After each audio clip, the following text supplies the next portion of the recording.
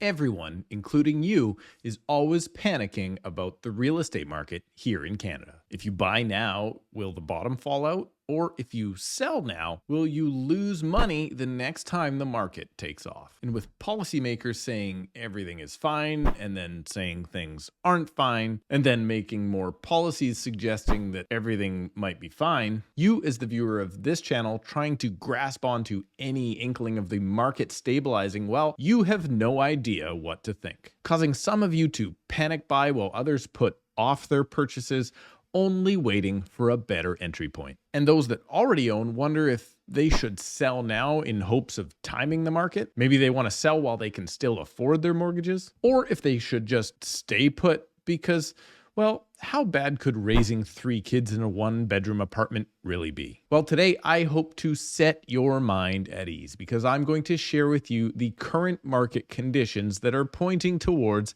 a calm, cool, and collected market. All in today's episode of Relax. The market is not going to crash yet. But since this is the first video after the Fraser Valley Real Estate Board has released their latest stats for the City of Surrey combined, that makes this the Surrey Report. So here is my amazing team members, Eric, Mary Lou, and Chandani with this month's pricing.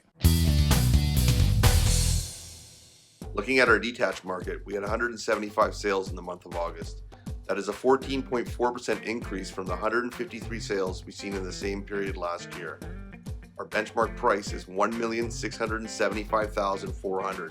That is down 0.5% month over month and up 1.4% year over year. We have 189 townhouse sales in 2023 August, and that is a 13.9% increase over 2022. Our benchmark price is $881,600, and that is down 1.3% month over month and an increase of 3.8% year over year. And in condos, benchmark price is around $548,000. Now that's a 3.5% increase year over year and a 0.9% decrease month over month. Well, there you go. Personally, I didn't think that is what we would see. Each category was down month over month in benchmark pricing, up since last year. But personally, I was expecting those month over month prices to be down as much as 3 to 4%. And that simply isn't the case. But more on those numbers in a moment. Because the first thing that I noticed in the most recent numbers is that the market ended in August balanced for the first time since January. The BCREA says that a balanced market is 12 to 20% consumption. A balanced market means that the market is still okay, prices should not be increasing, and rather they should be staying flat, of which they mostly did. And currently, only 1 in 5 homes on the market in August sold. This is great news for buyers as they have more to pick from, while offer dates, multiple offers in the dreaded bidding war, are fewer and further between than they were in the spring when 1 in 3 homes were selling. Next, taking a look at the active listings, I have always said that in my market here in the Fraser Valley, it is a healthy market when there are about 6,000 to 6,500 listings. This is the spot for some reason where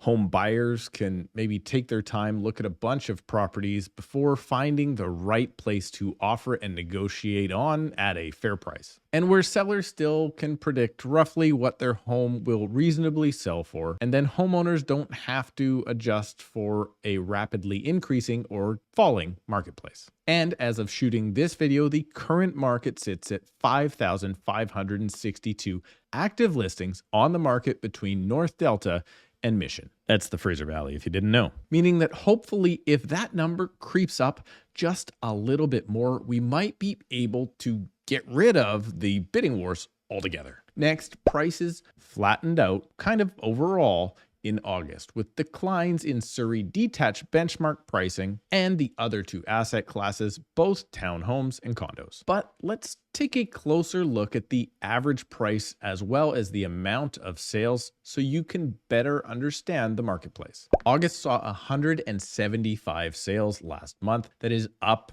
22 sales or so from a year ago and the exact same number as July. Benchmark pricing from a year ago is up 1.5%, which nobody saw coming earlier this year, but it did slide back 0.5% from just last month, dropping a little bit under $10,000. Now, benchmark pricing I find to be the most accurate pricing. It does show the overall trend in the marketplace and doesn't just look at 1 month at a time. So yeah, I do agree that the market did come down ever so slightly, but when you look at average price, it's consistently now up 6% since the same time last year. And believe it or not, the average detached price in Surrey last month increased more than $20,000, up 1.3%. But not everyone can afford a detached home. Obviously, they are so expensive. So let's take a look at the townhouse market. Again, sales increased from this time last year, but they were down 13% month over month. Now, this is not unexpected to me, and the reason is more families live in townhomes and more families take time in the summer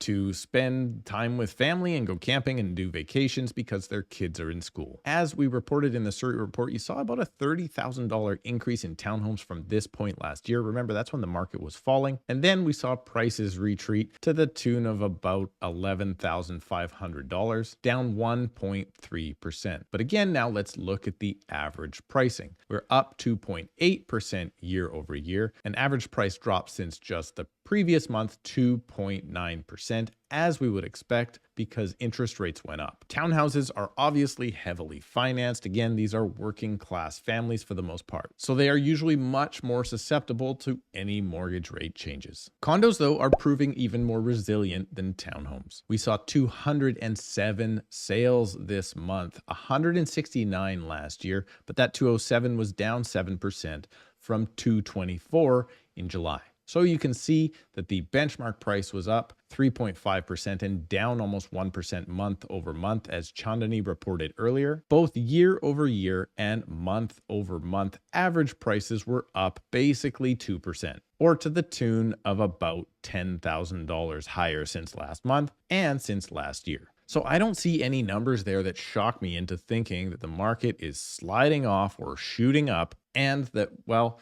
we could have experienced just a regular slow summer for the first time since about 2014, or who knows, this could be the sign of the market continuing to weaken. But as we enter balanced market territory with higher amounts of inventory for buyers to pick from compared to the last 3 years, and prices are stabilizing, the Bank of Canada almost unexpectedly held the overnight interest rate at 5%. Now, personally, I guessed that we were going to see the bank raise, and I really think they should have. But just before the announcement, it was discovered that the economy shrank by 0.2%, and that while unemployment didn't really move so much, job vacancies fell, meaning that people may not be quite losing their jobs at the rate we need them to get out of this inflation. But the first step has happened where employers are offering less jobs than they were before. And that seems to have caused Tiff to hold rates seemingly at the last minute. But the last time he held rates, well, the market just went crazy. So could that happen again now? Well, the real answer is maybe, but probably not. And that's because we're finally seeing homeowners stretched. Spending is being reduced as much more of the disposable income that we used to have goes towards housing. But what is it that you can do with this information now that you know exactly where we are? And how can it help you if you are planning to make a move in the last 4 months of 2023? Well, first off, I want to point out that up until this point, I haven't even asked you to like this video or subscribe to the channel. So if you've made it this far, thank you very much. Please do both of those things, as it really helps this information get out to other people. Maybe even people that will put their homes on the market, and their homes might be your dream home. So simply by clicking the like button, you will finally be able to find that perfect place that you've been waiting for. Okay, but seriously, now what do you do? Well, in my mind, all things point to a very calm and easygoing, or easier going, fall market. Let me be clear that first off, this is only a prediction, and a change in any of these factors, like the amount of new listings coming to the market, the consumption rate, and interest rates, could rapidly influence the market. But as of right now, it looks like we are going to sit in balanced territory for the foreseeable future. And who knows, that could be 30 days or maybe, if we're lucky, to the end of the year. Now, a balanced market usually consists of buyers not wanting to compete and often having very little or no motivation to buy. And it leaves sellers wanting to try higher prices at first, only to eventually reduce their price to fall in line with market values maybe 21 or 30 days after first listing. Properties that sit on the market will continue to sit on the market, and new listings will grab the attention of the current buyer pool in any given micro market. If you are a buyer, you can expect that you can get 5 to 7 business days for conditions and do all of your proper due diligence after you know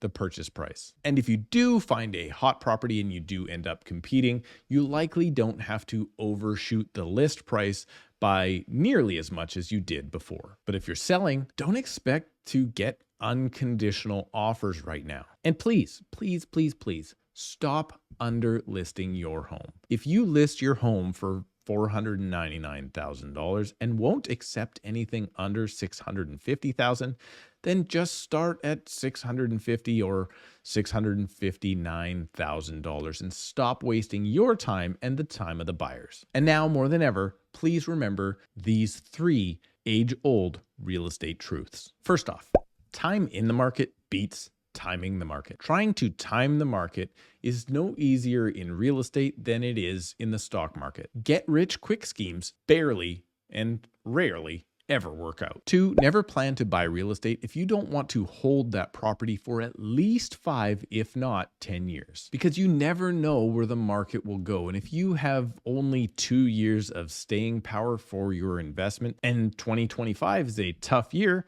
well, you could get burned. And 3rd, if you are looking to buy or sell real estate at the end of 2023 here in my market of Surrey in the Fraser Valley, well, you can book a call with me right now using the link in the description below at a time that works best for you. Thank you for subscribing, clicking the like button, and we'll see you in a couple of days.